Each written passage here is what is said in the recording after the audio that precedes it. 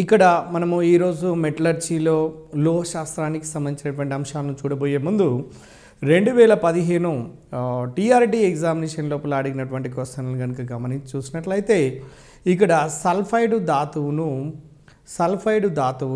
ఏ పద్ధతి ద్వారా శుద్ధి చేస్తాము అనేది దానికి ఆన్సర్ భర్జనము వచ్చే విధంగా మనకు ఇవ్వటం జరిగింది. అదేవిధంగా పైరులోసైట్ అనే ఖనిజమును శుద్ధి చేస్తే చివరకు ఏర్పడు లోహము పేరు, దాని ఆన్సర్ మ్యాంగనీస్. అయితే సుమారుగా గతంలో అడిగినటువంటి క్వశ్చన్ పేపర్ను బేస్ చేసుకొని చూసినట్లయితే మెటలర్జీ లేదా లోహశాస్త్రం నుంచి 2 దాకా ప్రశ్నలు అడుగుతున్నాడు. కాబట్టి 2 లేక 3 ప్రశ్నలు అడిగే అవకాశం ఉన్నది. కాబట్టి మనము ఈ లోహశాస్త్రంలోనూ అర్థం చేసుకోవాలి అంటే దీనికి సంబంధించినటువంటి వెకాబులరీ అంటే పర్టిక్యులర్ పదజాలం ఉన్నది. ఆ పదజాలం కనుక మనకు పూర్తిగా అర్థమైతేనే మనము లోహశాస్త్రాన్ని పూర్తిగా అర్థం చేసుకొని దాన్ని అనలైజ్ చేసుకొని ఎగ్జామినేషన్ లోపల వస్తున్నటువంటి క్వశ్చన్ ఆన్సర్ చేయడానికి అవకాశం ఉంటుంది. కాబట్టి మై డియర్ ఫ్రెండ్స్, మీరు గమనించండి. ఫస్ట్ లోహ సంగ్రహణ శాస్త్రం గురించి మాట్లాడేటప్పుడు ఇక్కడ ఒక విషయం గమనించండి. ఫస్ట్ మూలకము చూడండి, పదార్థాన్ని కనుక తీసుకుంటే మూలకము, సమ్మేళనము, మిశ్రమము. మూలకము, సమ్మేళనము, మిశ్రమము. అయితే మూలకము స్వభావాన్ని బట్టి లోహాలు, అలోహాలు, అర్థలోహాలు. పాయింట్ బాగా గమనించండి. లోహాలు, అలోహాలు, అర్థలోహాలు అంటే లోహాలు ఏ మూలకాలైతే ఎలక్ట్రాన్లను కోల్పోయే లక్షణాన్ని సులభంగా ఎలక్ట్రాన్లను కోల్పోయే లక్షణాన్ని కలిగి ఉంటాయో అటువంటి మూలకాలను లోహాలు అంటారండి. మీకు తెలుసు లోహాల గురించి. సాధారణంగా లోహాలన్నీ గట్టిగా ఉంటాయి. కొన్ని లోహాలు మాత్రమే ద్రవస్థితి లోపల నిర్దిష్టమైనటువంటి ఉష్ణోగ్రతల వద్ద ఉంటాయి. అందులో ఉదాహరణకు పాదరసాన్ని మాత్రం తీసుకున్నట్లయితే గది ఉష్ణోగ్రత వద్ద ద్రవస్థితి లోపల ఉంటుంది. అయితే ఈ లోహాల గురించి మనం చర్చించేటప్పుడు అసలు లోహము అంటే ఏంటిదో మనకు తెలిసిన తర్వాత ఎలక్ట్రాన్లను సులభంగా కోల్పోయే లక్షణాన్ని కలిగి ఉన్నటువంటి దాన్ని లోహము అంటే మనము లోహాలను ముఖ్యంగా 3 భాగాలుగా విభజించవచ్చండి. అధిక చర్యాశీలత కలిగిన లోహాలు, మధ్యస్థ చర్యాశీలత కలిగిన లోహాలు, అల్ప చర్యాశీలత కలిగినటువంటి లోహాలు. ముఖ్యంగా సిల్వర్, గోల్డ్ను అల్ప చర్యాశీలత కలిగినటువంటి లోహాల కిందకి తీసుకుంటారండి. అందువల్ల తక్కువ చర్యాశీలత ఉంటాయి కాబట్టి అటువంటి లోహాలు నేటివ్ స్టేట్ లోపల లభ్యమవుతుంటాయండి. నేటివ్ స్టేట్ అంటే అక్కడ శుద్ధమైనటువంటి స్థితిలో, పరిశుద్ధమైనటువంటి స్థితిలోనే ప్రకృతిలో లభ్యమవుతున్నవి. ఎందుకంటే ఆ లోహాలు ఇతర మూలకాలతో చర్యలలో పాల్గొనవు కాబట్టి నేటివ్ స్టేట్ లోపల లభ్యమవుతున్నాయి అన్నటువంటి విషయాన్ని గమనించాలి. ఇందులో లోహము తెలిసిన తర్వాత నెక్స్ట్ ఇంకొక పదం ఏంటంటే లోహాలు చూడండి అధిక చర్యాశీలత కలిగినట్లయితే వాతావరణము లోపల ఉండబడినటువంటి ఆక్సిజన్, వాతావరణము లోపల ఉండబడినటువంటి నీటి ఆవిరి తదితర మూలకాలతోని సమ్మేళనాలతో చర్యలలో పాల్గొని లోహం యొక్క సమ్మేళనములుగా మారుతూ ఉంటాయి. అలా మారినటువంటి లోహం యొక్క సమ్మేళనములను ఖనిజాలు అంటారు.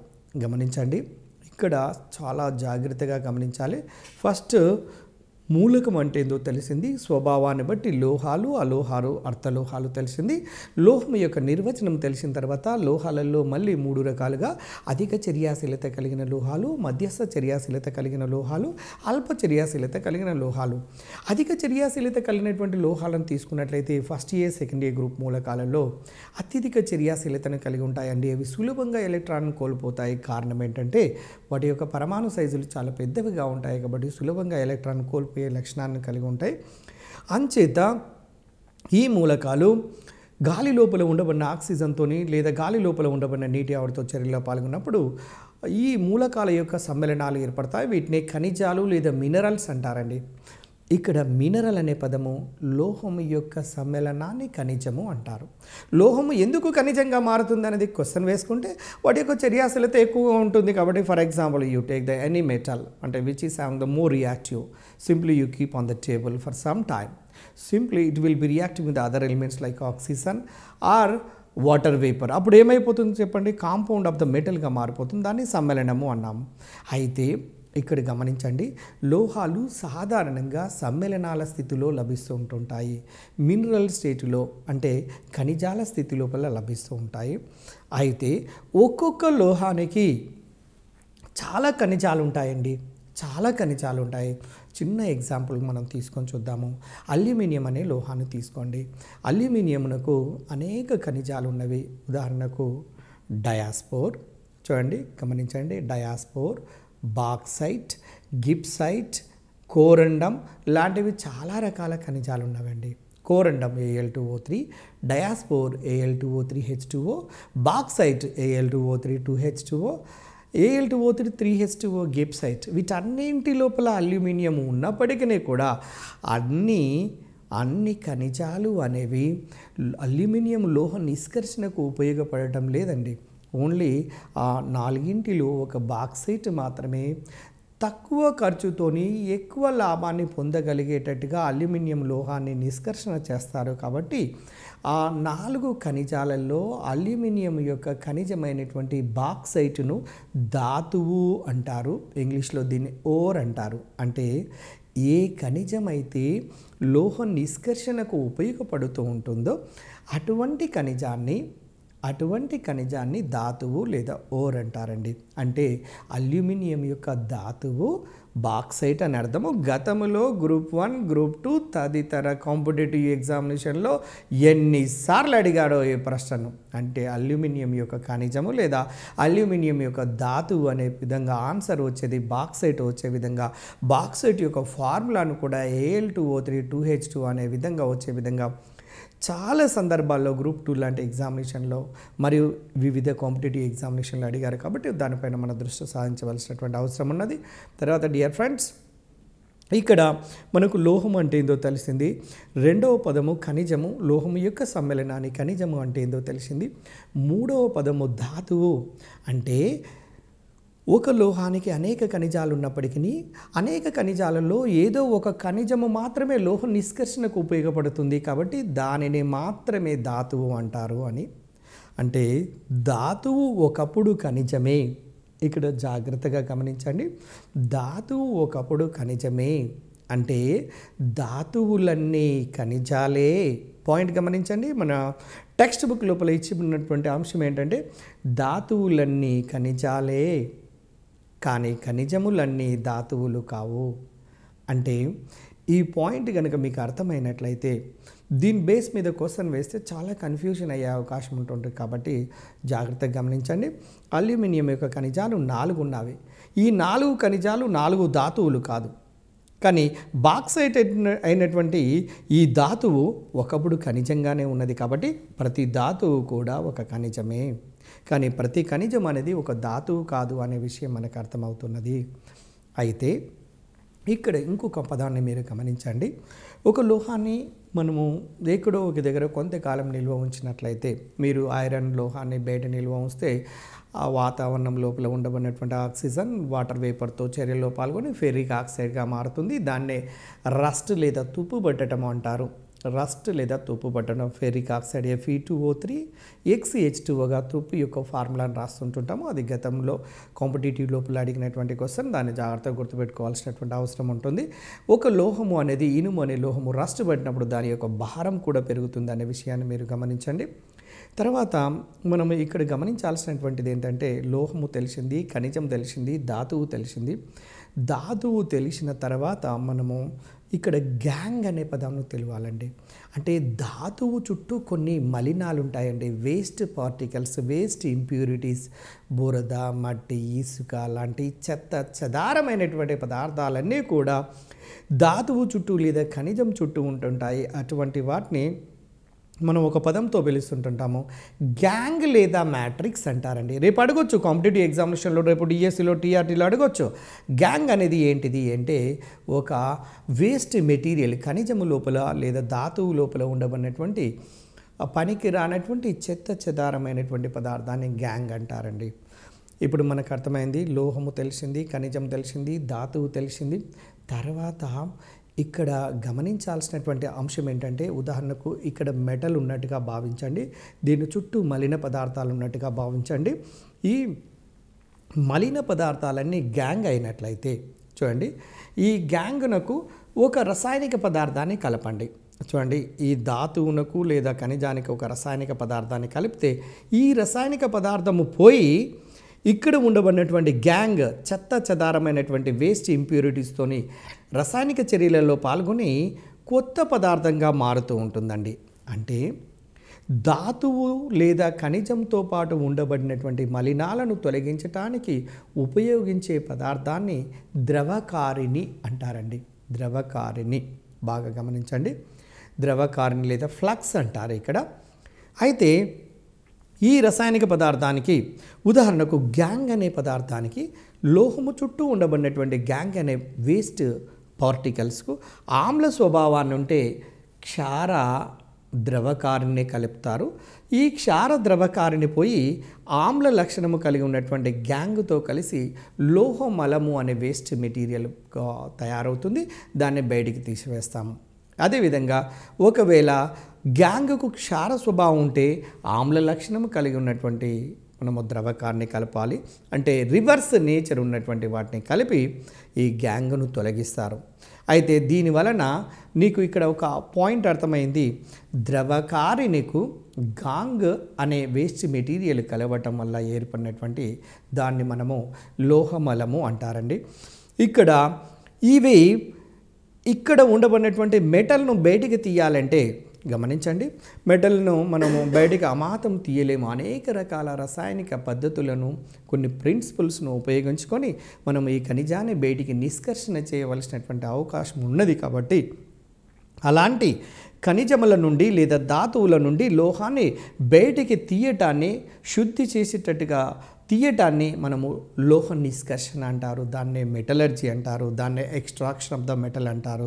ఇందులో భాగంగా మనకు వచ్చినటువంటి పదాలు ఏంటంటే లోహము అంటే ఏంది తెలిసింది, తర్వాత ఖనిజం అంటే ఏందో తెలిసింది, ధాతువు అనే పదం తెలిసింది, ఆమ్ల ద్రవకారిని తెలిసింది, క్షార ద్రవకారిని తెలిసింది, లోహమలము అనే పదములు మనకు తెలిసినవి. అయితే ఈ వెకాబులరీ కనుక మనకు పూర్తిగా అవగాహన ఉన్నట్లయితే లోహశాస్త్రాన్ని అతి సులభంగా అర్థం చేసుకోవడానికి అవకాశం ఉంటుంది.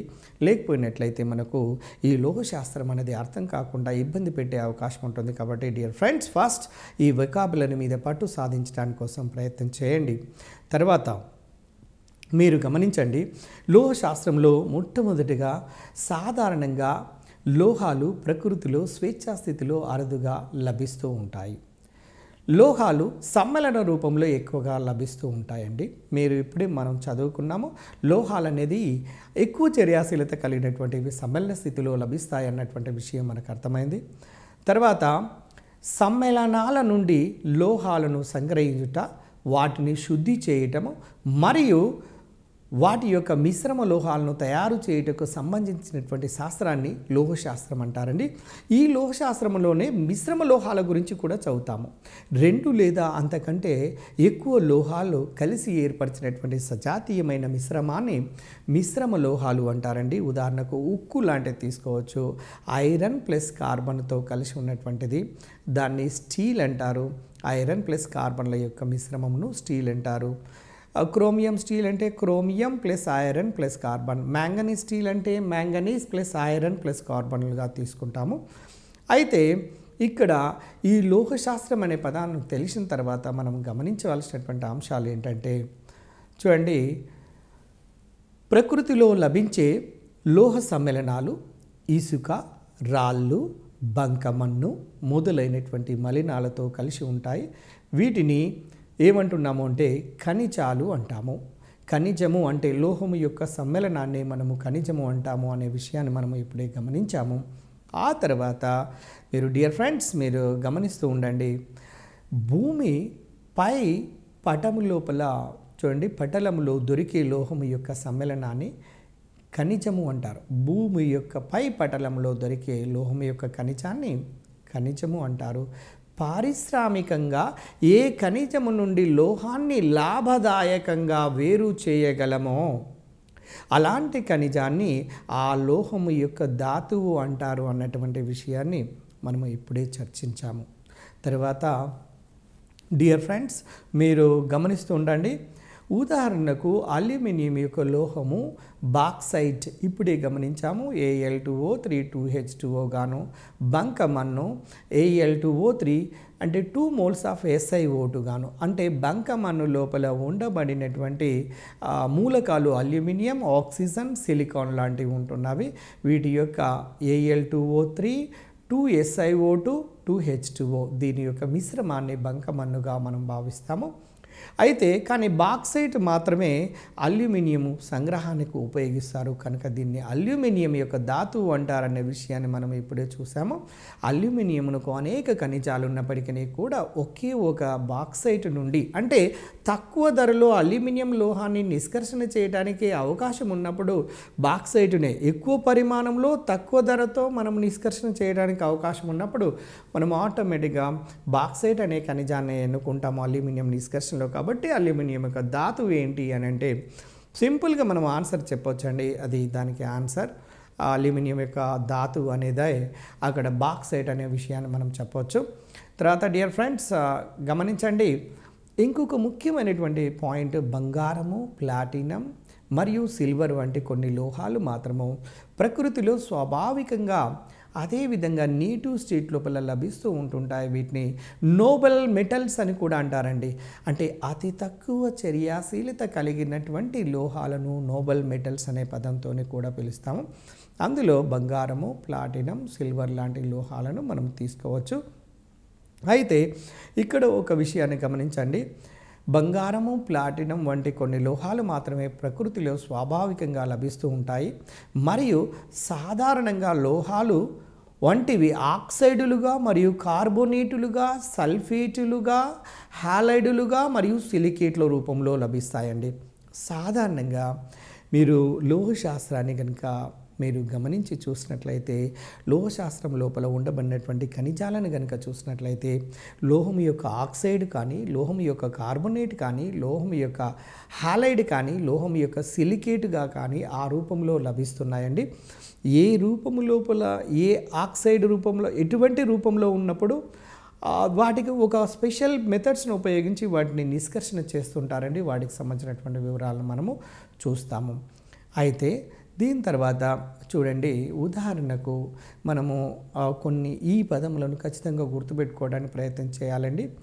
ఇక్కడ ఆక్సైడ్లకు ఉదాహరణ తీసుకుందాం. క్యూపరైట్ Cu2O అంటే కాపర్ యొక్క ఆక్సిడేషన్ నెంబర్ +1గా ఉన్నది చూడండి. దీంట్లో జింకైట్ ZnO, జింకైట్ ZnO.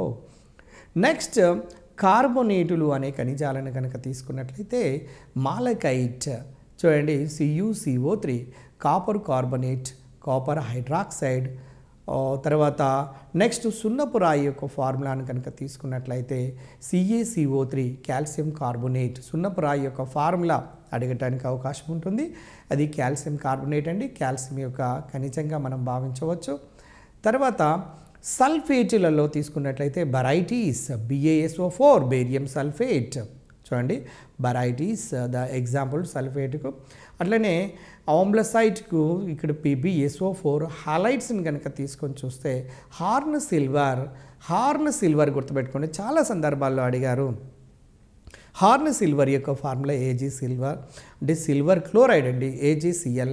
అదేవిధంగా సోడియం క్లోరైడ్ సాధారణమైనటువంటి సాల్ట్ సోడియం క్లోరైడ్ NaCl గాను, అంటే సోడియం యొక్క ఖనిజం గాను.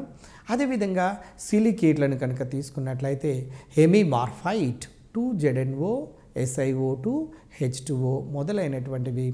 ఈ విధంగా లోహాలు అనేవి సిలికేట్ల రూపంలో, ఆక్సైడ్ల రూపంలో, కార్బోనేట్ల రూపంలో, సల్ఫైడ్ల రూపంలో, సల్ఫేటుల రూపంలో వివిధ రకాల సమ్మేళనాల స్థితి లోపల లభ్యమవుతున్నట్లుగా మనకు అర్థమవుతున్నది. తర్వాత భూమి వల్కలములో విస్తరించినటువంటి మూలకాల అన్నింటి లోపల అత్యధిక స్థానము ఆక్రమించినటువంటి మూలకము ఆక్సిజన్. ఇది ఇంపార్టెంట్ పాయింట్ అండి. మళ్ళీ ఒకసారి స్క్రీన్ మీద మీరు అబ్జర్వ్ చేయండి. భూమి వల్కలములో విస్తరించినటువంటి మూలకాలన్నింటిలో అత్యధిక స్థానము ఆక్రమించినటువంటి మూలకం పేరు ఆక్సిజన్. కాబట్టి దీనికి అధిక ప్రాధాన్యతను సంతరించుకున్నది. తర్వాత ఆక్సిజన్ యొక్క విస్తరణ యొక్క శాతాన్ని కనుక చూస్తే 48.6%. ఆక్సిజన్ తర్వాత అత్యధిక విస్తరణ కలిగినటువంటి మూలకాన్ని కనుక చూసినట్లయితే సిలికాన్. ఆ తర్వాత సిలికాన్ యొక్క విస్తరణ శాతాన్ని గమనించండి. ఆక్సిజన్ 48.6% ఉంటే సిలికాన్ యొక్క విస్తరణ శాతం 27.7% కలిగి ఉన్నదండి. మొదటిది ఆక్సిజన్ కాగా రెండవది సిలికాన్. గుర్తుంచుకోండి, ఇవి చాలా ముఖ్యమైనటువంటి బిట్సే. తర్వాత సిలికాన్ ఎక్కువ పరిమాణంలో ఆక్సిజన్తో కలిసి సంయోగ పదార్థంగా ఏర్పడుతుందండి. అది SiO2 రూపంలో ఉంటుంది. నెక్స్ట్ తర్వాత భూమి యొక్క వల్కలంలో అల్యూమినియం యొక్క విస్తరణ శాతము ఎంతవరకు ఉంటుందంటే 8.3% వరకు ఉంటుందండి. భూమి యొక్క వల్కలంలో అల్యూమినియం యొక్క విస్తరణ శాతము 8.3% వరకు ఉంటుంది. నెక్స్ట్ ఆ తర్వాత భూమి వల్కలం లోపల లభించే ముఖ్య మూలకాలలో ఇనుము అనేది 5.1% వరకు ఉంటుందండి. ఇది ఆక్సిజన్తో సంయోగం చెంది ఆక్సైడ్ల రూపం లోపల లభిస్తూ ఉంటుంది. ఈ పాయింట్ గమనించండి. భూమి యొక్క వల్కలములో లభించే ముఖ్య మూలకాలలో ఇనుము 5.1 ఉంది. ఇది ఆక్సిజన్తో సంయోగం చెంది ఐరన్ యొక్క ఆక్సైడ్ల రూపం లోపల లభిస్తుందన్నటువంటి విషయాన్ని మనము గమనించాలి. తర్వాత ఇక్కడ ఈ క్రింది వానులో ఇనుము యొక్క ముఖ్య ఖనిజము కానిది ఏది అలా అడగటానికి కూడా అవకాశం ఉంది. కాబట్టి మనము వీటి యొక్క ఫార్ములాలను కూడా గుర్తుపెట్టుకోవాల్సినటువంటి అవసరం ఉన్నదండి. ఇక్కడ నెంబర్ 1 మ్యాగ్నెటైట్ Fe3O4. చూడండి, iron oxide, ferrous oxide, ferric ఆక్సైడ్ల యొక్క మిశ్రమం magnetite Fe3O4. Haematite ferric oxide మాత్రమే. చూడండి, Fe2O3ను ఫెరిక్ ఆక్సైడ్, దాన్ని హెమటైట్గా పిలుస్తాము. నెక్స్ట్ లిమోనైట్ 2Fe2O3 3H2Oను లిమోనైట్ అంటారండి. సెడిరైట్ FeCO3 ఐరన్ కార్బనేట్ను సెడిరైట్ అంటారు. అంటే ఐరన్ యొక్క ఖనిజాలను కనుక తీసుకొని చూసినట్లయితే మ్యాగ్నటైట్, ఎమటైట్, లిమోనైట్, సెడిరైట్ ఈ 4 కూడా ఇనుము యొక్క ప్రధానమైనటువంటి ఖనిజాలుగా మనము భావించవచ్చు. తర్వాత లోహ సంగ్రహణ గురించి మనం మాట్లాడతామండి. ఈ లోహ సంగ్రహణ అనేది అర్థం చేసుకోవాలంటే మీకు ఒక పటాన్ని, అంటే 10th క్లాస్లో ఇవ్వబడినటువంటి ఆ పటాన్ని కనుక అర్థం చేసుకున్నట్లయితే లోహ సంగ్రహణ స్పష్టంగా మనకు అర్థమవుతుంది. దాన్ని మీరు అబ్జర్వ్ చేయాలి. డియర్ ఫ్రెండ్స్, మీరు ఇప్పుడు మెటలర్జీ లోపల లోహ సంగ్రహణ గురించి చదువుతున్నాము.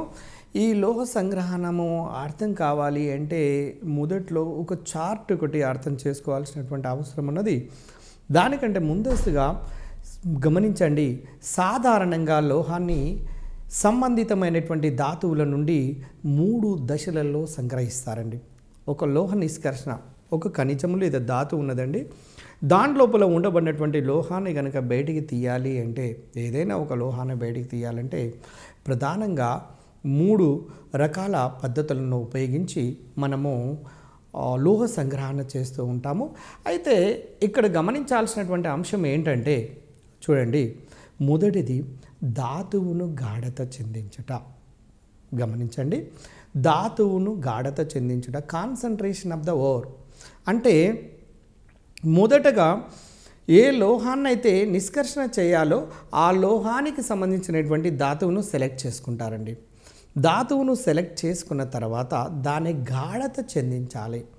గాఢత చెందించటం అంటే ఆ ధాతువుతో పాటు ఉండబడినటువంటి గ్యాంగ్ లాంటి మలినాలను మనము సాధారణమైనటువంటి పద్ధతుల ద్వారా వాటిని వేరు చేయవచ్చు. అలాంటి సాధారణమైనటువంటి పద్ధతులు ఏవి, వాటిని ఎలా చేస్తాము అనే విషయాన్ని మనం చూస్తాము. ధాతువును గాఢత చెందించడం అంటే ధాతువుతో పాటు ఉండబడినటువంటి మలినాలను శుద్ధి చేయటాన్ని ధాతువును గాఢత చెందించుట అంటారండి. ధాతువుతో పాటు ఉండబడిన మలినాలను శుద్ధి చేయటాన్ని, అంటే మలినాలను తొలగించటాన్ని ఒక రకంగా ధాతువును గాఢత చెందించుట అంటారు. రెండోది ముడి లోహాన్ని, బీబిట్, ముడి లోహాన్ని సంగ్రహించుట. ధాతువును శుద్ధి చేసిన తర్వాత దాని లోపల ఉండబడినటువంటి ముడి లోహాన్ని బయటికి సంగ్రహిస్తారు. సంగ్రహించినటువంటి ముడి లోహాన్ని నెక్స్ట్ మీరు గమనించి చూడండి, సంగ్రహించినటువంటి ముడి లోహాన్ని శుద్ధి చేస్తారండి. అంటే మొత్తము 3 దశలలో లోహ నిష్కర్షణ అనేది జరుగుతుంది. 1 ధాతువును గాఢత చెందించటం, 2 గాఢత చెందించినటువంటి ధాతువు నుంచి ముడి లోహాన్ని పొందటం, 3 ముడి లోహంగా పొందినటువంటి లోహాన్ని శుద్ధి చేయటం అనేది, లోహాన్ని శుద్ధి చేసిన తర్వాత ప్యూరిఫైడ్ రూపం లోపల ఉండబడినటువంటి లోహాన్ని పొందటము అనేది మొత్తము ప్రధానమైనటువంటి 3 దశలుగా విభజన చేయవచ్చు. అయితే ఇక్కడ మీరు గమనించండి, లోహాన్ని ఫస్ట్ ధాతువు అనే పదాన్ని కనుక తీసుకున్నట్లయితే దాన్ని గాఢత చెందించటం లేదా సాంద్రీకరణం చెందించటం అనేది చేతితో ఏరివేయటం. బాగా గమనించండి, చేతితో ఏరివేయటం, నీటితో కడగటం, ప్లవన ప్రక్రియ, చూడండి ప్లవన ప్రక్రియ, తర్వాత అయస్కాంత పద్ధతి.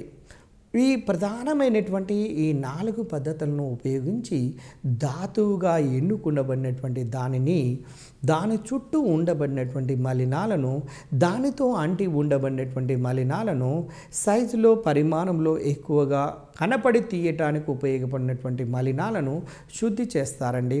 ఇందులో మీ అందరికీ తెలుసు, చేతితో ఏరివేయటము అనేది మీరు గమనించండి. చేతితో ఏరువేయటము అనేది మనము ధాతువుని ఎన్నుకున్న తర్వాత పెద్ద సైజు లోపల ఉండబడినటువంటి రాళ్ళు, రప్పలు లాంటి వేస్ట్ మెటీరియల్ ఉన్నట్లయితే మనం సింపుల్గా చేతితో ఏరివేస్తాము.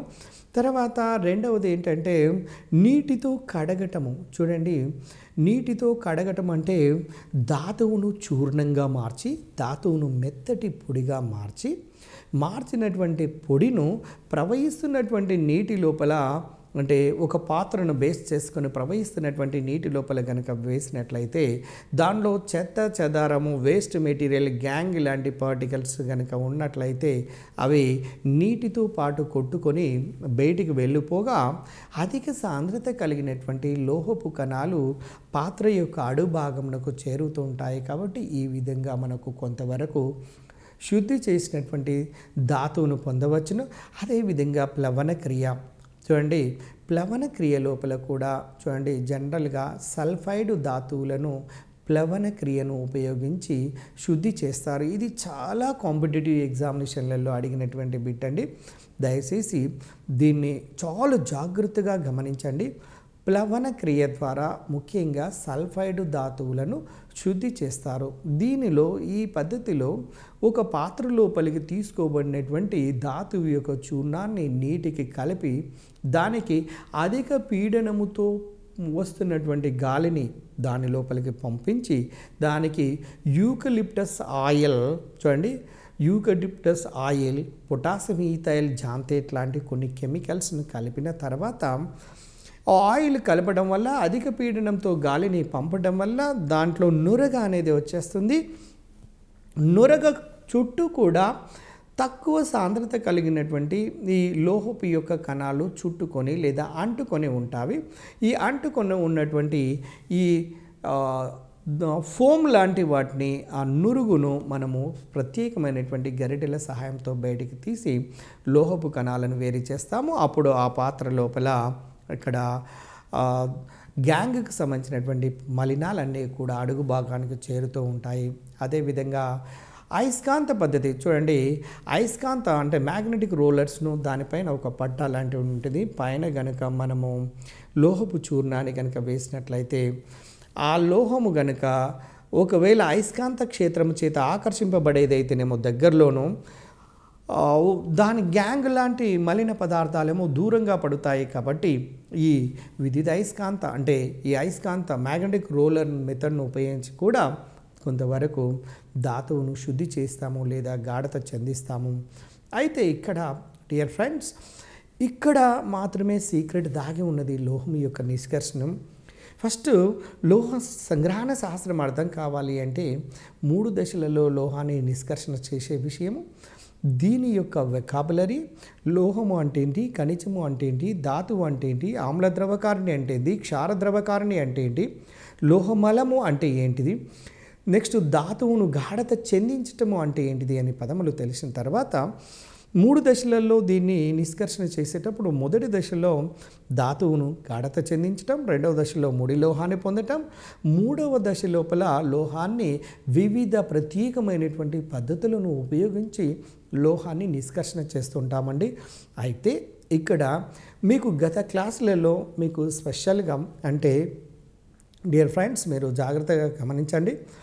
6th, 7th, 8th, 9th, 10th ఉండబడినటువంటి టెక్స్ట్లలో చూడండి కాన్సెప్ట్ పూర్తిగా ఏర్పడిన తర్వాత టెక్స్ట్ బుక్ లోపల ఉండబడిన ఏ లైన్ నుంచి అయినా క్వశ్చన్ ఫ్రేమ్ చేయడానికి అవకాశం ఉంటుంది. కాబట్టి కాన్సెప్ట్ ఏర్పడిన తర్వాత చదవటానికి చాలా చక్కటి ఇంట్రెస్ట్ ఏర్పడుతుంది. కాబట్టి మీరు మళ్ళీ ఒకసారి కూడా ఈ క్లాసెస్ని విన్న తర్వాత తప్పకుండా మీరు ఓన్గా పాయింట్ వైజ్గా మీరు రాస్తూ ఉంటూ తర్వాత వాటిని బాగా గుర్తు చేసుకోవటం వల్ల ప్రతి పాయింట్ను మన మెదడు లోపల దాక్కొని ఉండి రేపు ఏ ఎంట్రన్స్ రాసినా కూడా సక్సెస్ కావడానికి అవకాశం ఉంటుంది. అయితే ఇక్కడ మనం అనుకుంటున్నటువంటి చార్ట్ ఏంటంటే ఇక్కడ 3 పద్ధతులు అయితే ఇక్కడ లోహాలను చూడండి దయచేసి గమనించండి. ఇక్కడ లోహాలను క్రియాశీలత కలిగిన లోహాలు, అధిక క్రియాశీలత కలిగిన లోహాలు, మధ్యస్థ క్రియాశీలత కలిగిన లోహాలు, అల్ప లేదా స్వల్ప క్రియాశీలత కలిగినటువంటి లోహాలు,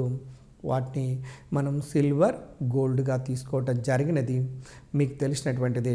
అదేవిధంగా కనకమ్మ, అల్యూమినియం, జింకు పాత్రలో పెసరపప్పు చేపలను వేసుకొని తింటుంది అని ఒక లింక్ని ఏర్పాటు చేసుకున్నట్లయితే ఆ లింక్ ద్వారా మెటల్ యాక్టివిటీ సిరీస్ మొత్తము మెటల్ లోహాలన్నీ కూడా మనకు తెలుస్తాయండి. ఒక రసాయనిక చర్య జరుగుతుందా జరగదా అనే విషయాన్ని కూడా మనము గుర్తుపట్టవచ్చు. అయితే ఈ మెటలర్జీ లోపల కూడా ఈ కనకమ్మ అనే ఒక ప్రిన్సిపల్ ద్వారా అంటే ఇది ఒక లింక్ ద్వారా కనకమ్మ చూడండి. మనం ఫస్ట్ జస్ట్ గమనించాల్సింది ఏంటంటే పొటాషియం, కాలో నాలో Na, కాలో మళ్ళీ Ca కాల్షియం, కనకమ్మ మాలో M మెగ్నీషియం, అందుకని అల్యూమినియం జింకు పాత్రలో ఇలా లింక్ ద్వారా వాటిని సింబల్స్ని ఏర్పాటు చేసుకొని మనం గుర్తుపెట్టుకోవచ్చు. అధిక క్రియాశీలత కలిగినటువంటి లోహాలు potassium, sodium, calcium, magnesium, aluminium లాంటి లోహాలు ఉన్నవి. ఇక మధ్యస్థమైనటువంటి క్రియాశీలత కలిగినటువంటి లోహాలను చూడండి ఫెసెనపబ్ అక్కడ మధ్య భాగం లోపల ఉండబడినటువంటి ఇక్కడ కాపర్, జింక్ మరియు ఐరన్ లెడ్లు ఈ ప్రధానమైనటువంటి మధ్యస్థ క్రియాశీలత కలిగినటువంటివండి. 26 పరమాణు సంఖ్య కలిగినటువంటి ఐరన్, 29 పరమాణు సంఖ్య కలిగినటువంటి కాపర్, 30 పరమాణు సంఖ్య కలిగినటువంటి జింక్, ఇలా ఈ మూడింటిని గుర్తుంచుకోవచ్చు. తర్వాత లెడ్ చూడండి ఈ 4 మధ్యస్థ క్రియాశీలత కలిగినటువంటి లోహాలు. అల్ప క్రియాశీలత కలిగినటువంటి లోహాలకు సిల్వర్ మరియు గోల్డ్. మనం ఎందుకు సిల్వర్ గోల్డ్ అనే ఎక్కువగా వాడుతున్నామో మీకు వెంటనే తెలుసు.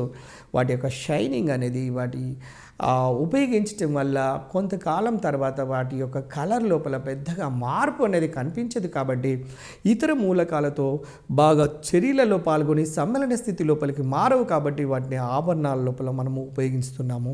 అది గుర్తుంచుకోవాల్సినటువంటి విషయం. మీరు ఫ్రెండ్స్ ఒకసారి గమనించండి. ఈ చార్ట్ లోపల అధిక క్రియాశీలత కలిగినటువంటి సమ్మేళనాలను కనుక తీసుకున్నట్లయితే హాలైడ్స్ మరియు ఆక్సైడ్స్ రూపంలో ఉంటాయండి. హాలైడ్స్ అంటే X-, X అనేది 7th గ్రూప్. 7th గ్రూప్ కంటే ముందల ఆక్సిజన్ ఉంటుందండి. 6th గ్రూప్ లోపల చూడండి హాలైడ్స్, ఆక్సైడ్స్, లేదా 6th గ్రూప్ది ముందుగా తీసుకోండి లేదా 7th గ్రూప్ది తర్వాత తీసుకోండి. గుర్తుపెట్టుకోవడానికి ఆక్సైడ్స్, హాలైడ్స్ రూపంలో ఉంటాయండి. ఏవి అధిక క్రియాశీలత కలిగినటువంటి లోహాలు ఆక్సైడ్స్, హాలైడ్స్ రూపంలో ఉండి ఇక్కడ ద్రవధాతువును విద్యుత్ విశ్లేషణ రూపం లోపలికి కనుక చేసినట్లయితే మనకు లోహాలు అనేవి స్పష్టమైనటువంటి సోడియం కానీ, మెగ్నీషియం కానీ, అల్యూమినియం కానీ అత్యధిక చర్యాశీలత కలిగినటువంటి లోహాలను పొందవచ్చు. ఇది ఒక భాగానికి సంబంధించినటువంటి అంశం. అయితే ఇక రెండవది మధ్యస్థ భాగానికి రండి. మధ్యస్థ క్రియాశీలత కలిగినటువంటి లోహాలను కనుక తీసుకున్నట్లయితే మధ్యస్థ క్రియాశీలత కలిగినటువంటి లోహాలు కార్బోనేటుల రూపం లోపలను మరియు సల్ఫైడ్ రూపంలో ఉంటాయండి. కార్బోనేట్ CO3-2, సల్ఫైడ్ అంటే S-2. గుర్తుంచుకోండి. కార్బోనేట్లలో కార్బన్ పరమాణు సంఖ్య 6, సల్ఫేట్లలో చూడండి, సల్ఫైడ్లలో సల్ఫర్ యొక్క పరమాణు సంఖ్య 16 సల్ఫైడ్స్ అండ్ కార్బనేట్స్ గుర్తుంచుకోవడానికి మధ్యస్థమైనటువంటి, మీకు అందరికీ తెలుసు కార్బోనేట్లను విఘటనము చెందించాలంటే భస్మీకరణము క్యాల్సినేషన్ అనే ప్రాసెస్ను ఉపయోగిస్తారండి. ఇది రివార్బరేటరీ కొలిమిలో చేస్తారు అన్నటువంటి విషయం మీకు తెలిసినటువంటిదే. ఇక్కడ లోహపు కార్బోనేట్లను విఘటనం చెందించినట్లయితే CO2 వాయువు బయటికి విడుదలవుతూ మెటల్ ఆక్సైడ్గా మారుతున్నటువంటి విషయం తెలిసిందే. అదేవిధంగా సల్ఫైడ్ రూపంలో ఉన్నటువంటి దాన్ని మనము భర్జనము చెందించినట్లయితే, గతం లోపల 2015 లోపల అడిగినటువంటి ప్రశ్న ఇదే అండి. సల్ఫైడ్ను ఏ ప్రక్రియ ద్వారా మనం ఆక్సైడ్గా మారుస్తాము అంటే భర్జనము అనే ప్రక్రియ ద్వారా ఆక్సిజన్లను కలుపుతూ సల్ఫైడ్ అనేది లోహపు ఆక్సైడ్గా మారుతుందండి. మెటల్ ఆక్సైడ్ MO అని గుర్తుపెట్టుకోండి అర్థం కావటం కోసం. మెటల్ ఆక్సైడ్గా మారుతుంది. మెటల్ ఆక్సైడ్ నుంచి మెటల్గా మార్చాలి అంటే ఆక్సిజన్ను తొలగించాలండి. ఆక్సిజన్లను తొలగించే ప్రక్రియను మీరు ఏమంటారో తెలుసు, క్షయకరణము అంటారు. ఆక్సిజన్లను కలిపే ప్రక్రియనేమో ఆక్సీకరణం అంటే, ఆక్సిజన్లను తొలగించే ప్రక్రియను క్షయకరణం అంటారు. ఇక్కడ కార్బోనేటులను సల్ఫైడులను భర్జనము చెందించటం వల్ల మెటల్ ఆక్సైడ్గాను, కార్బోనేట్లను క్యాల్సినేషన్ చేయటం వల్ల మెటల్ ఆక్సైడ్గా మారింది, MOగా మారింది. MOతో పాటు ఉండబడిన ఆక్సిజన్ బయటికి తొలగించాలంటే క్షయకరణము అనే ప్రక్రియలను ఉపయోగించవలసినటువంటి అవసరం ఉన్నది. ఇక్కడ మెటల్ ఆక్సైడ్ నుంచి మెటల్గా మారటానికి కొన్ని రకాల ప్రత్యేకమైనటువంటి క్షయకరణ ప్రక్రియలు ఉన్నాయండి.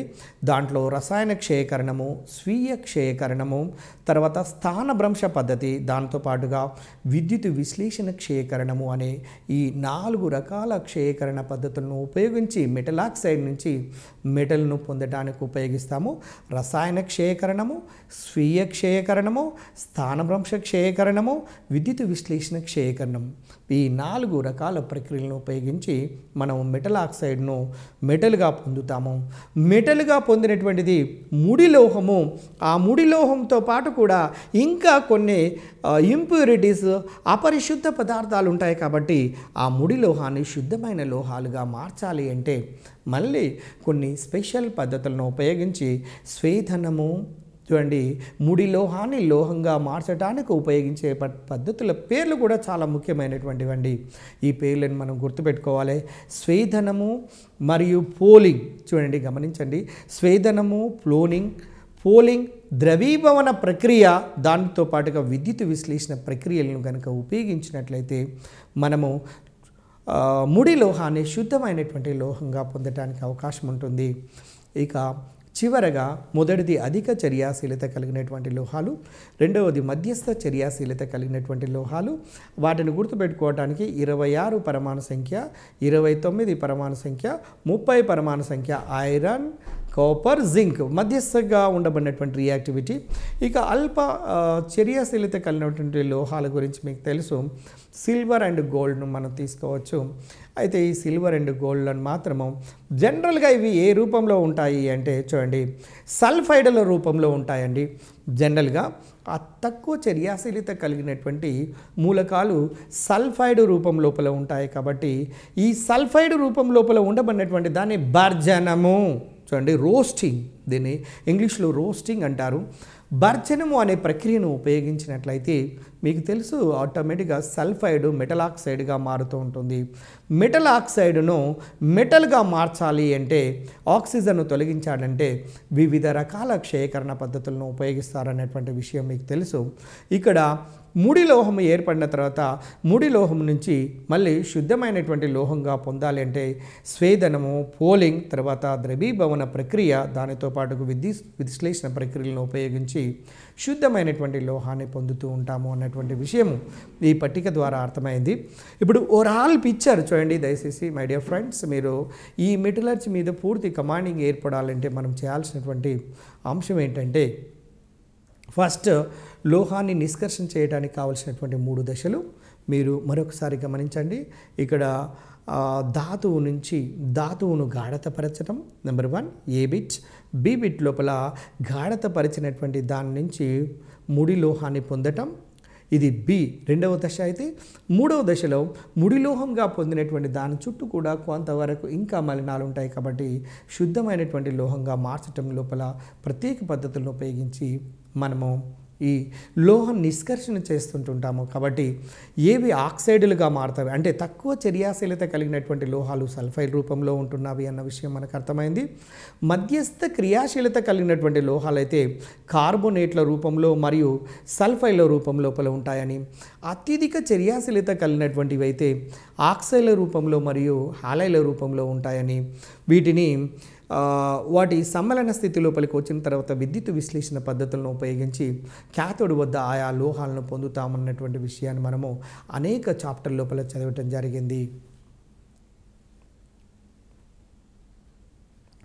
ధాతువును గాఢత చెందించట్లో సాధారణంగా ధాతువుతో కలిసి ఉండే మలినాలను యాంత్రిక భౌతిక ప్రక్రియలను ఉపయోగించి తొలగించటను ధాతువు యొక్క గాఢత లేదా కాన్సన్ట్రేషన్ ఆఫ్ ద ఓర్ అంటారనే విషయం మీకు తెలిసిందే.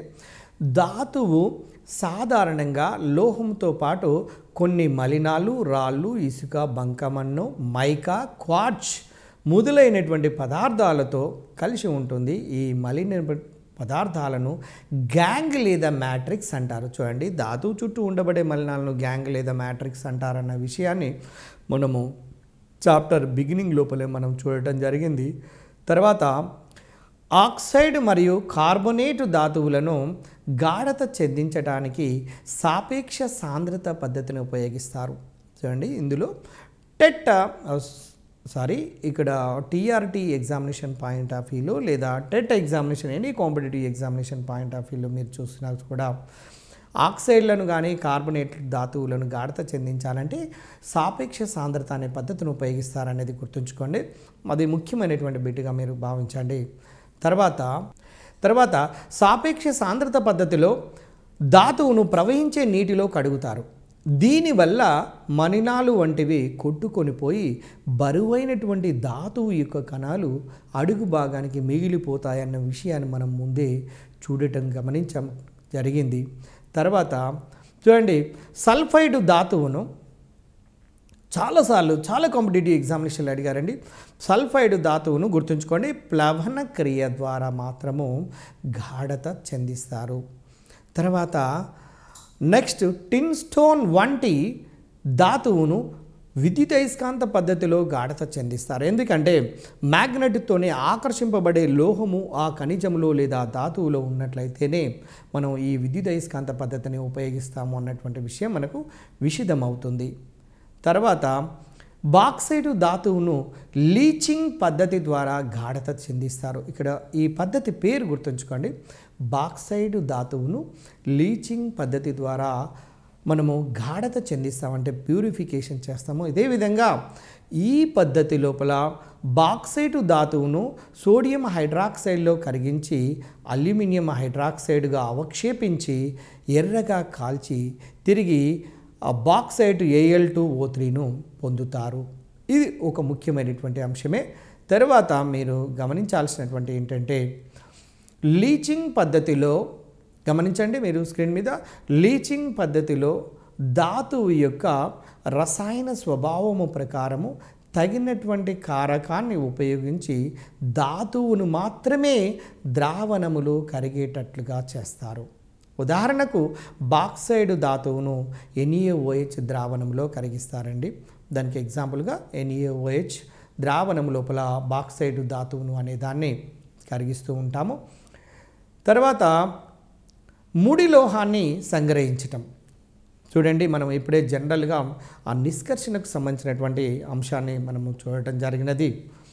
ఇందులో ముడి లోహాన్ని పొందటము లేదా సంగ్రహించడం ఎలా జరుగుతుందో చూడండి.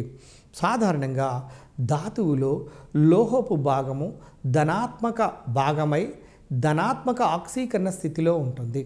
చూడండి, లోహాలన్నీ ఎలక్ట్రాన్లను కోల్పోయే లక్షణాన్ని కలిగి ఉంటాయి కాబట్టి దానిపైన ఎప్పుడు కూడా పాజిటివ్ ఆక్సిడేషన్ నెంబర్ ఉంటుంది, ధనాత్మక ఆక్సీకరణ స్థితి ఉంటుంది.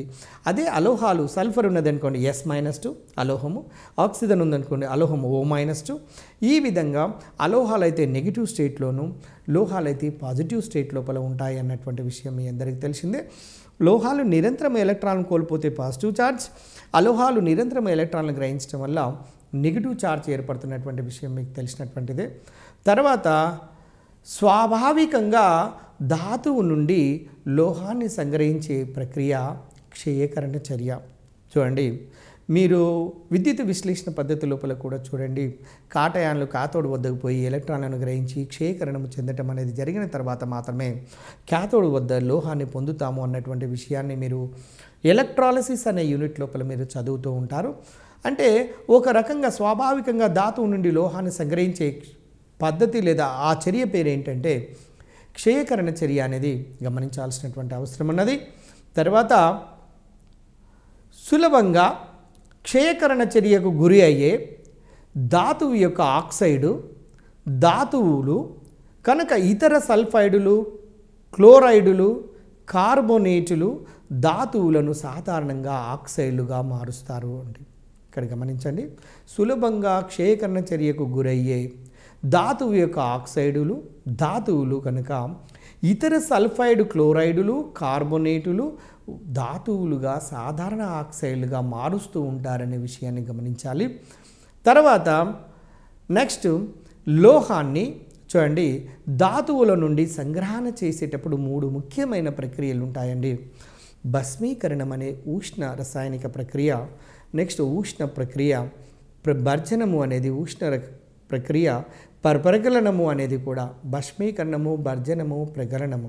ఇందులో భస్మీకరణము, భర్జనము అనే 2 ప్రక్రియలేమో రివార్బరేటరీ అనే కొలిమి లోపల జరిపితే ప్రగలనము అనే ప్రక్రియ మాత్రము స్తూపాకృతి లోపల ఉండబడినటువంటి బ్లాస్ట్ ఫర్నెస్లో బ్లాస్ట్ కొలిమి లోపల జరుపుతారు అన్నటువంటి విషయాన్ని మీరు గమనించండి. రేపు ప్రగలనము అనే ఉష్ణ రసాయనిక ప్రక్రియను ఏ కొలిమి లోపల జరుపుతారు అంటే blast furnace, reverberatory furnace, open hearth furnace ఇలా ఇవ్వడానికి అవకాశం ఉంటుంది. కాబట్టి వాటి మీరు గమనించవలసిందిగా కోరుకుంటున్నాను. తర్వాత డియర్ ఫ్రెండ్స్, అసలు భస్మీకరణము అంటే ఏందో చూడండి. ధాతువును గాలి లేకుండా బాగా వేడి చేసి దాని లోపల ఉండబడే బాష్పశీల మలినాలను తొలగించటాన్ని భస్మీకరణము అంటారండి. ధాతువును గాలి లేకుండా వేడి చేయాలండి. ఏదైనా ఒక ధాతువును తీసుకొని దాన్ని గాలి లేకుండా వేడి చేస్తే దాని లోపల ఉండబడినటువంటి బాష్పశీల లాంటి మలినాలు, CO2 లాంటి మలినాలు, నీటి ఆవిరి లాంటి మలినాలు వేడికి వెళ్ళిపోతాయండి. ఇది భస్మీకరణ ప్రక్రియ అంటారు.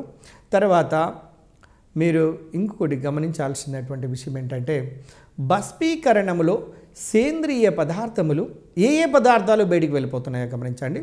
భస్మీకరణం అనే ప్రక్రియ లోపల సేంద్రియ పదార్థములు తేమ, కార్బోనేట్, CO2 లాంటివి ధాతువు నుండి తొలగించబడతాయి. చూడండి, సేంద్రియ అంటే ఆర్గానిక్ కాంపౌండ్స్, తేమ అంటే వాటర్ వేపర్, కార్బోనేట్ అనేది CO2 రూపం లోపల బయటికి విఘటనం చెంది తొలగించబడుతుంటాయి అన్న విషయం మనకు అర్థమవుతున్నది. దాని తర్వాత మీరు గమనించండి డియర్ ఫ్రెండ్స్, భర్జనాన్ని కనుక గమనిస్తే ధాతువును గాలి సమక్షంలో తీవ్రంగా వేడి చేయటాన్ని భర్జనము అంటారండి. ధాతువును గాలి సమక్షంలో వేడి చేస్తే భర్జనము, గాలి లేకుండా వేడి చేసినట్లయితే భస్మీకరణము అంటారు అనే విషయం మనకు అర్థమవుతున్నది. అయితే భర్జనము చేసినప్పుడు జరుగుతున్నటువంటి మార్పులేంటి, ధాతువు లోపల జరుగుతున్నటువంటి మార్పులేంటో మనం గమనించాలి. సల్ఫైడ్ ధాతువును ఆక్సైడ్గా మార్చుటకు సాధారణంగా వాడే పద్ధతి భర్జనము అండి. మీరు ఎప్పుడైనా చూడండి, మీరు గతం లోపల కూడా ఈ ఎక్స్ట్రాక్షన్ డయాగ్రామ్ లోపల కూడా గమనించారు. సల్ఫైడ్ ధాతువును ఆక్సైడ్గా మార్చాలి అంటే తప్పకుండా మనము ఏం చేస్తామంటే సల్ఫైడ్ ధాతువును ఆక్సైడ్గా మార్చుటకు వాడే పద్ధతి ఇక్కడ భర్జనం వచ్చేటట్టుగా answer 2015 TRT examination, school assistant ఎగ్జామినేషన్లో ఇచ్చాడు అన్నటువంటి విషయాన్ని గమనించక మానవుడు కూడదు. తర్వాత నెక్స్ట్ భర్జనము, భస్మీకరణము తెలిసిన తర్వాత ప్రగలనము.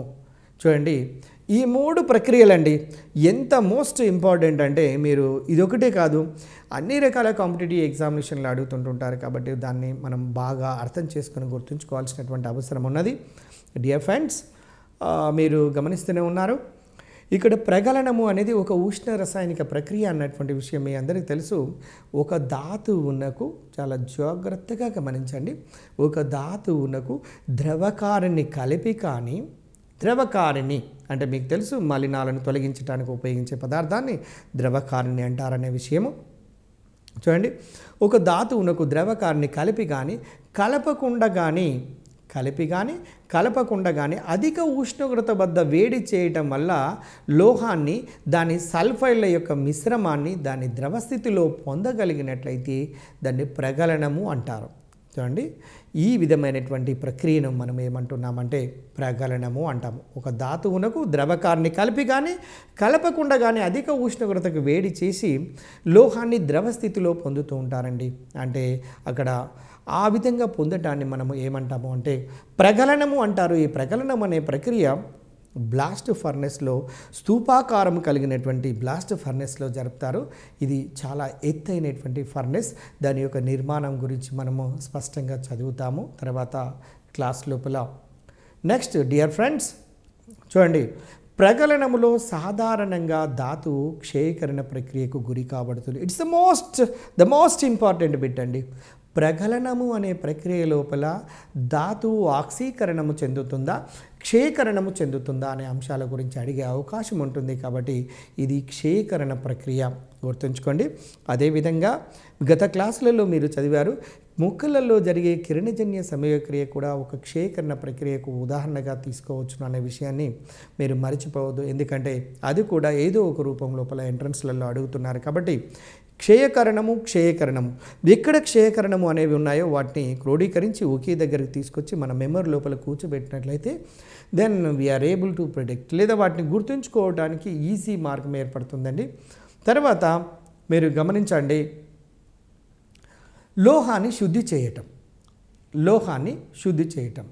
మా డియర్ ఫ్రెండ్స్, మీరు గమనిస్తున్నారు మెటలర్జీ అనే యూనిట్ లోపల మనము లోహాన్ని ఏ విధంగా నిష్కర్షణ చేయాలి, లోహము అంటే ఏంటి, ఖనిజం అంటే ఏంటి, ధాతువు అంటే ఏంటి, తర్వాత ధాతువును ఏ విధంగా గాఢత చెందించాలి, భస్మీకరణం అంటే ఏంటి, భర్చనము అంటే ఏంటి, ప్రగలనము అంటే ఏంటి, ఏ రకపు కొలుములు ఉన్నాయి, ఏ రకపు కొలుములలో ఏ రకపు ఉష్ణ రసాయనిక ప్రక్రియలను ఉపయోగించాలి అనే విషయాన్ని మనము చర్చిస్తూ ఉన్నాము, మనం నేర్చుకుంటూ ఉన్నాము. ఇందులోపల సాధారణంగా 2 నుంచి 3 ప్రశ్నల దాకా అడుగుతున్నారు. కాబట్టి ఒక్కొక్క ప్రశ్న ఒక డిసైడింగ్ ఫ్యాక్టర్ అండి. మీరు గమనించండి, గత డిఎస్సీలలో 1998-96 డిఎస్సీలో ఒకే mark, top mark, state rank వచ్చినటువంటి దాని మీదనే సుమారుగా 28 నుంచి 30 మంది దాకా ఉన్నారండి. దాన్ని బట్టి మీకు అర్థమవుతున్నది, ఒక్కొక్క మార్కు కాదు, ఒక్కొక్క హాఫ్ మార్కు కూడా చాలా చాలా ప్రాధాన్యతని కలిగి ఉన్నది. ఏమాత్రం కూడా దయచేసి నెగ్లిజెన్స్ చేయకుండా మీరు జాగ్రత్తగా క్లాసులు వినటమే కాకుండా మీ స్వతహాగా దాన్ని అర్థం చేసుకుంటూ ఓన్ వే లోపల కనుక మీరు ముందుకు వెళ్ళినట్లయితే డెఫినెట్గా సక్సెస్ అవుతారన్నటువంటి నమ్మకంతో మీకు తెలియచేస్తున్నాను. అయితే ఇక్కడ లోహాన్ని శుద్ధి చేయాలి అంటే మీరు గమనించండి, రాగి, జింక్, నికెల్, లెడ్ మరియు అనేక లోహాలు జలద్రావణాల విద్యుత్ విశ్లేషణ ప్రక్రియ ద్వారా శుద్ధి చేస్తారు.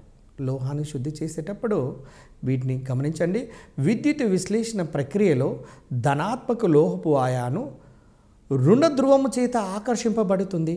చూడండి, ధనావేశం కలిగినటువంటిది ఏదైనా రుణ ధ్రువంతో ఆకర్షింపబడుతుంది అన్నటువంటి విషయాన్ని గమనించండి. ఇది లోహాన్ని శుద్ధి చేసి వచ్చే పాయింట్లలో ఒక ముఖ్యమైనటువంటి పాయింట్.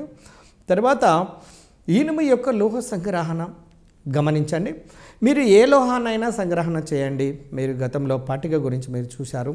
అత్యధిక చర్యాశీలత కలిగినటువంటి లోహమా, మధ్యస్థ చర్యాశీలత కలిగినటువంటి లోహమా, అల్ప చర్యాశీలత కలిగినటువంటి లోహమా, ఏ లోహానికి ఏ విధమైనటువంటి పద్ధతులను ఏ విధంగా వాడాలి, ఎన్నెన్ని రకాల పద్ధతులను వాడాలో మనం చూడటం జరిగింది. ఇప్పుడు మనకు సిలబస్లో మనకు డిఎస్సి లేదా టీఆర్టీ ఎగ్జామినేషన్లో ఇచ్చినటువంటి సిలబస్ ప్రకారము ఇనుము యొక్క లోహ సంగ్రహణ గురించి మనం చూడబోతున్నాము. అయితే ఇనుము యొక్క లోహ సంగ్రహణ గురించి మనం చదివేటప్పుడు ఇనుము అనేది చూడండి, ఐరన్ Fe, దీని పరమాణు సంఖ్య 26. ఇనుము అనే లోహము చూడండి, ఇనుము అనే లోహము జనరల్గా మెతకదనాన్ని కలిగి ఉంటుంది. దీన్ని గట్టి పరచాలంటే ఇనుముకు కార్బన్ అనే ఒక అలోహాన్ని కలుపుతారండి.